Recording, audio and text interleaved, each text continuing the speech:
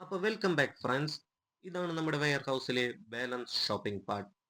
Home lovers and kitchen ലവേഴ്സിന് ഒരു heaven തന്നെയാണിത്. ആദ്യം തന്നെ നമ്മൾ പോകുന്നത് പ്ലേറ്റ്സ് ബൗൾസിന്റെ സെക്ഷനിലേക്കാണ്. ഇവിടെ plates, bowls, simple designs, daily use, occasional use എന്നിവയ്ക്ക് എല്ലാത്തിനും പെർഫെക്റ്റ് ആണ്. ഫാമിലി സെറ്റായി എടുക്കാനും സിംഗിൾ പീസസ് ആയി വാങ്ങാനും നമുക്ക് ഓപ്ഷൻ ഉണ്ട്. ഇവിടുത്തെ പ്രൈസ് കണ്ടാൽ ഇനിയും ഇനിയും മേടിക്കാൻ നമുക്ക് തോന്നും. കാരണം ഇവിടെ എല്ലാം മോർ അഫോർഡബിൾ ആയിട്ടാണ് നമുക്ക് കിട്ടുന്നത്.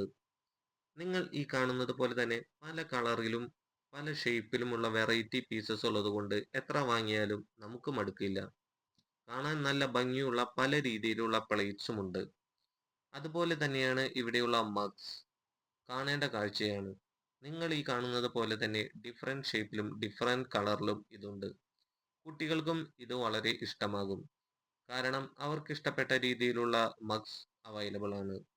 നിങ്ങൾ ഈ കാണുന്ന പോലെ പിഗ്സ്, ബിയർ, കേക്ക്, ഡോണറ്റ് എന്നീ ഇങ്ങനെയുള്ള ഷേപ്പുകളും സ്ട്രോബെറി, ബ്രെഡ് എന്നീ ഷേപ്പുകളിലും ഇവിടെ അവൈലബിൾ ആണ്. കുട്ടികൾക്ക് ഇത് വളരെ ഇഷ്ടമാണ്.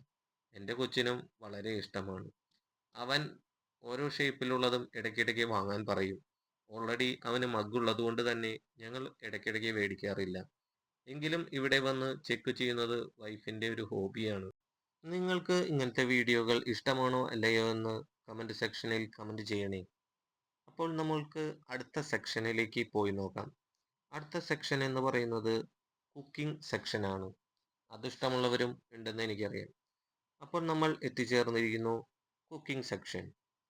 ഇവിടെ pots, fry pans, non stick items എല്ലാം അവൈലബിൾ ആണ്.